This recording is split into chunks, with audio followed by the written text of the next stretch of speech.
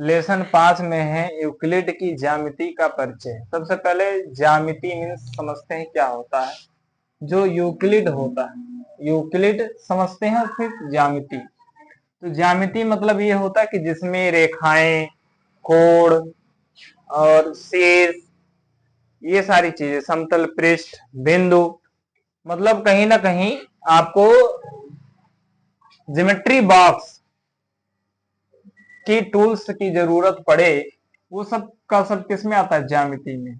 या फिर लाइन की जरूरत पड़े, या कोई शेप की जरूरत पड़े, तो जितने शेप वाले जो है आपको पढ़ने हैं इस चैप्टर में, वो सब का सब ज्यामिति होता है। यूक्लिड मीन्स क्या होता है, इसको समझते हैं। तो यूक्लिड मीन्स ये होता है, यूक्लिड की परिभाषा, कि जिसमें बिंदु, रेखा, रेखा के सिरे, सरल रेखा, पृष्ठ, पृष्ठ का किनारा, समतल पृष्ठ, ये सब होता है, उसे यूक्लिड कहते हैं। यूक्लिड आपका कैसा भी हो सकता है, ये एक प्रकार का यूक्लिड ही है, ये एक प्रकार का यूक्लिड ही है, ठीक है। ये यूक्लिड है, मतलब ये भी एक प्रकार का यूक्लिड ही है। ये सब का सब मतलब कोई भी ठोस है तो वो एक प्रकार का क्या कहलाता है, यूक्लिड कहलाता है। अब बात ये समझते हैं इसमें कि सबसे पहले आता है बिंदु। तो बिंदु क्या है, बिंदु देखो, जहां पर दो रेखाएं आपस में मिल रही हैं वो सब का सब एक बिंदु है।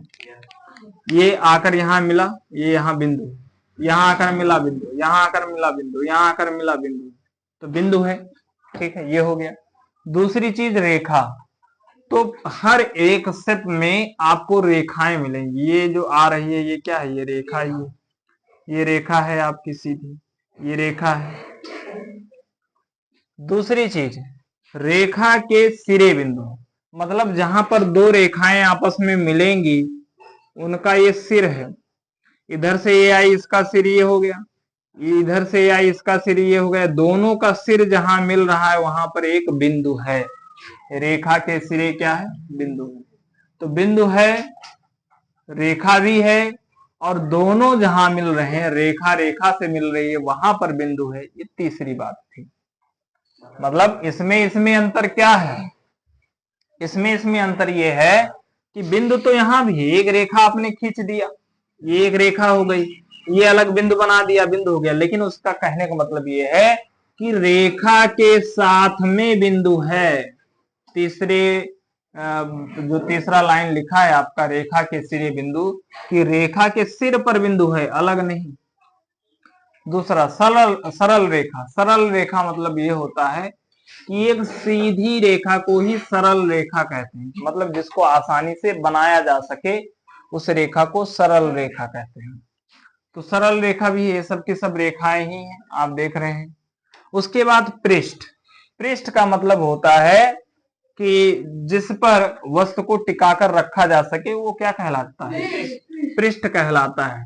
जैसे कि मतलब ये इस तरीके से रखा है, तो नीचे जिस पर टिका है वो उसका पृष्ठ भाग है। इसको ऐसे घुमा दोगे, ऐसे रख दोगे, तो ये वाला इसका पृष्ठ हो जाएगा। ऐसे खड़ा करके रख दोगे तो इसका ये पृष्ठ, मतलब हर तरफ से पृष्ठ है इसमें। इसमें 6 पृष्ठ है, और इसमें 4 1 5 पृष्ठ है। इसमें कितना पृष्ठ है, 5 पृष्ठ, एक इधर, एक ये, और एक ये, एक इधर, 4 ये हो गया, और नीचे वाला एक 5। तो सब में पृष्ठ भी होता है। पृष्ठ का किनारा, जैसे ये आपका पृष्ठ है, तो इस पृष्ठ का ये क्या है, ये किनारा है पृष्ठ का। ये पृष्ठ है, ये पृष्ठ का किनारा है। अब फिर से बात यही आप लोग के नहीं समझ में आएगी, जहां तक कि सरल रेखा, रेखा, और फिर से पृष्ठ के किनारे में भी हम वही बात बता रहे हैं। तो सरल रेखा तो आप अलग भी बना सकते हो, बिंदु अलग भी बना सकते हो, लेकिन पृष्ठ का किनारा का मतलब है कि जो पृष्ठ के साथ जुड़ा हो, अलग नहीं, इसके साथ लगा हो, उसको हम पृष्ठ का किनारा कहेंगे।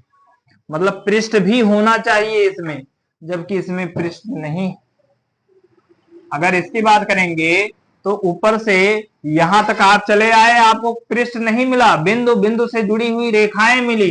इसको ऐसे भी बना सकते हो, बिंदु से ये सिरे मिल गए, लेकिन पृष्ठ तब मिलेगा जब कोई एक पृष्ठ हो, कोई एक आकार हो आपके पास तभी। तो पृष्ठ का किनारा भी मिल गया आपको। अब समतल पृष्ठ, पृष्ठ मिले लेकिन खुरदुरा नहीं होना चाहिए। पृष्ठ कैसा होना चाहिए? समतल होना चाहिए। तो देखो यहां भी ये वाला पृष्ठ भी समतल है, सब का सब पृष्ठ कैसा है? समतल है। तो यूक्लिड की परिभाषा यही होती कि जिसमें एक बिंदु हो, एक रेखा हो, रेखा के सिरे पर बिंदु हो, सरल रेखा हो, पृष्ठ का किनारा हो, समतल पृष्ठ हो, सब चीज हमने आपको बता दिया है, सातों पॉइंट। अब आपको इसको लिख लेना है, इसको बना लेना है एग्जाम्पल के तौर पे, फिर हम इसकी अभिधारणा का बात करेंगे कि इसकी अभिधारणा क्या है। ठीक है, तो इसको नोट करें। आपके इस लेसन में कुछ अभिधारणा है। अभिधारणा मतलब होता है कि कुछ मतलब तथ्य हैं कि जो ऐसा ही हो सकता है, उससे ज्यादा या उससे कम आप नहीं कर सकते हो। मतलब ये है कि कुछ नियम है, ये समझ लो कि कुछ नियम है। जैसे अभिधारणा एक में है कि अगर दो बिंदु है आपके पास, दो बिंदु है, वो चाहे इस तरीके से हो, चाहे इस तरीके से हो, चाहे इस तरीके से हो, उस दो बिंदु तक सिर्फ और सिर्फ एक रेखा खींची जा सकती, एक से ज्यादा रेखा नहीं खींची जा सकती। ये अभिधारणा है, मतलब ये सत्यता है। अभिधारणा मतलब कि ये सत्यता है इस लेसन की कि अगर दो बिंदु है तो उससे केवल और केवल कितनी रेखा? एक रेखा खींची जा सकती है। इसी तरीके से कहा इससे इसको, ये अलग है, ये अलग है, ये अलग है। मैंने ये नहीं, मैंने ये कहा है कि बिंदु चाहे जिस दिशा में हो, चाहे इस तरीके से बिंदु हो, ठीक है, तो ये हो गया।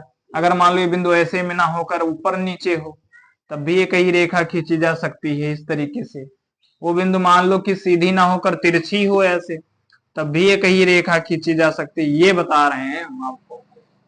तो दो बिंदु है तो कितनी रेखा खींची जा सकती है? एक।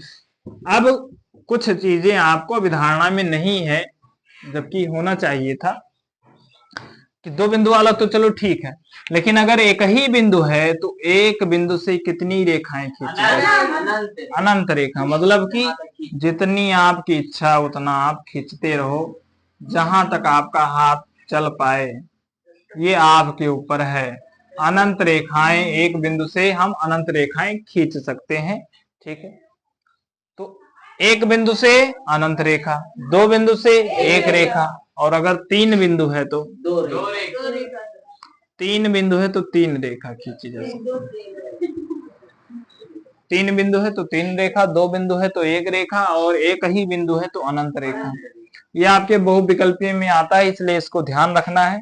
और अक्सर लोग गलती कर देते हैं कि एक बिंदु से कितनी रेखा खींची जा सकती है, तो सब अनंत, सब एक लगा के आते हैं। या पूछ लेता है दो बिंदु से कितनी रेखा खींची जा सकती है, तो सब दो लगा के आते हैं कि दो बिंदु है तो दो रेखा खींची जाएगी। ठीक है, तो तीन बिंदु से तीन रेखा, दो बिंदु से एक रेखा, एक बिंदु से अनंत रेखा। तो ये अभिधारणा एक में हो गई। तीनों बातें हमने आपको समझा दी हैं।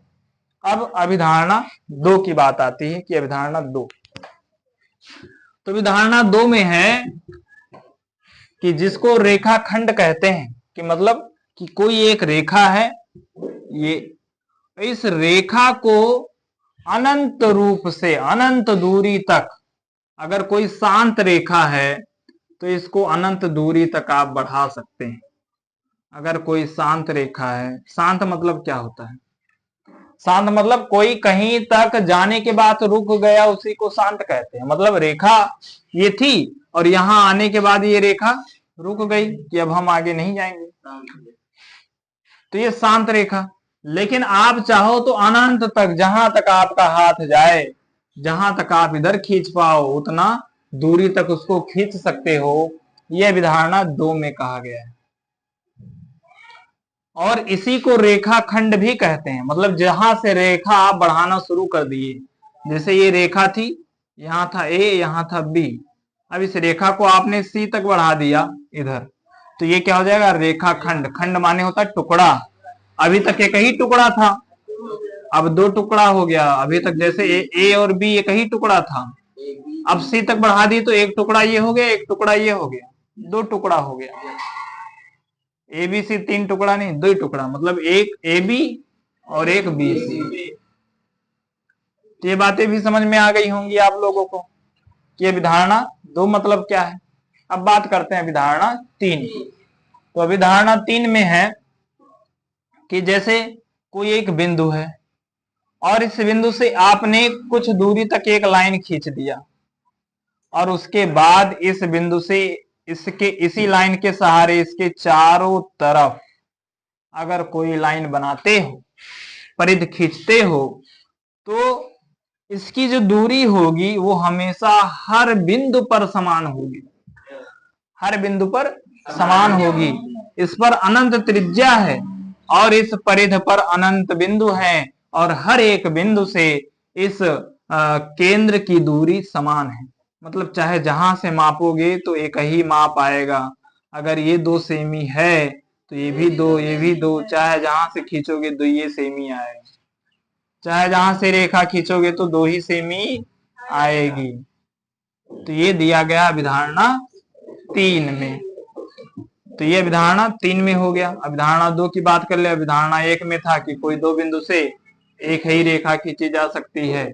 हमने 2 बिंदु से भी बता दिया था, एक बिंदु से भी बता दिया था कि एक बिंदु से अनंत रेखा खींची जा सकती है, और 3 बिंदु से बताए थे कि 3 रेखा खींची जा सकती है।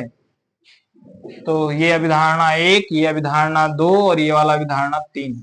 अब बात करते हैं अभिधारणा 4 की। तो अभिधारणा 4 में है कि कोई एक कोण समकोण है तो अन्य कोई भी समकोण होगा वो हमेशा एक दूसरे के बराबर ही होगा। हमेशा वो एक दूसरे के क्या होगा? बराबर होगा। कोई भी समकोण है तो जितना भी दुनिया का कोनो भी समकोण है, कितना भी बड़ा वो समकोण, मतलब ये लाइन कितना भी बड़ा हो, इससे फर्क नहीं पड़ता है, लेकिन ये कोण हमेशा सबके बराबर ही होंगे। ये अभिधारणा 4 में है। बात समझ में आ गई? तो इतना बना लो, फिर अभिधारणा 5 बच रहा है, इसको बता रहे हैं। पहले इतना आप लोग बना लीजिए।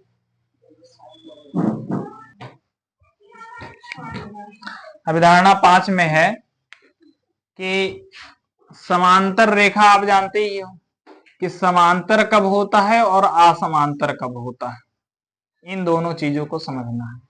तो समांतर तब होता है कि जब इनके बीच का जो कोण हो, ये कोण बराबर है तो समांतर है, ठीक है। और अगर कोण बराबर नहीं है, ये कोण अगर बराबर नहीं है, ये कोण अगर बराबर नहीं है, सीधा खींचो, नहीं तो वैसे नहीं बराबर होगा। अगर ये कोण बराबर नहीं, फिर से देखो इस तरीके से, अगर ये कोण बराबर नहीं है, ये वाला तो ये क्या हो जाएगा? असमांतर। इसको अंतः कोण कहते हैं, इसको वाह्य मतलब बाहरी कोण कहते हैं। अंतः क्यों कहते हैं? क्योंकि इसका कोण अंदर है, मतलब 180 डिग्री से कम है। अगर इसका नाम दे दो 1 और इसका नाम दे दो कोण 2, तो कोण 1 और प्लस कोण 2, ये दोनों आपका कम है 180 डिग्री से, इसलिए इसको अंतः मतलब अंदर वाला कोण कहते हैं। और अगर इसका नाम दे दो आप कोण 3,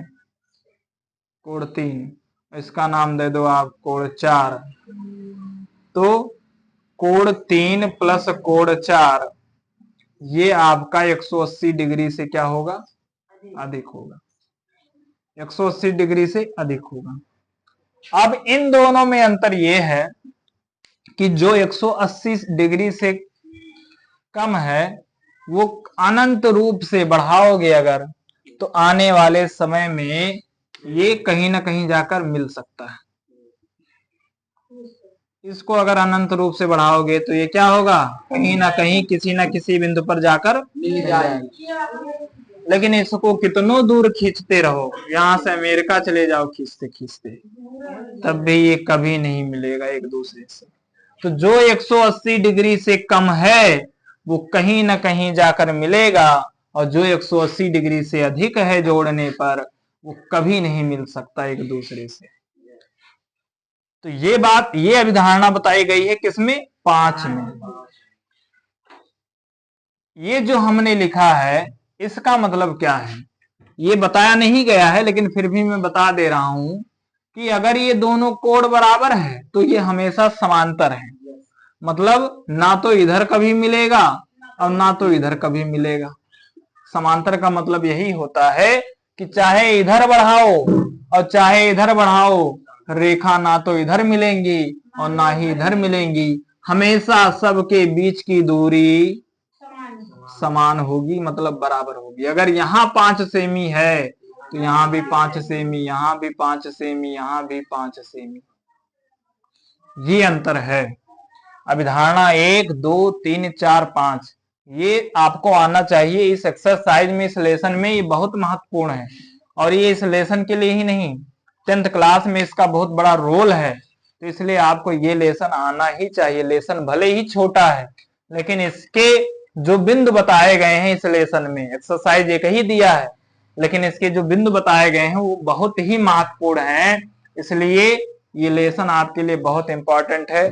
इसको बढ़िया से पढ़िए और समझिए। एक बार में नहीं समझ में आता, 2 बार 3 बार इसको देखिए जरूर, ताकि एक एक चीजें आपको समझ में आ जाए। कल हम एक एक चीज के बारे में, परिभाषा के बारे में बात करेंगे कि बिंदु किसे कहते हैं, रेखा किसे कहते हैं, रेखाखंड किसे कहते हैं, सब चीज के बारे में बात करेंगे। तो आज के लिए इतना आप लोग नोट कर लीजिए, बाकी कल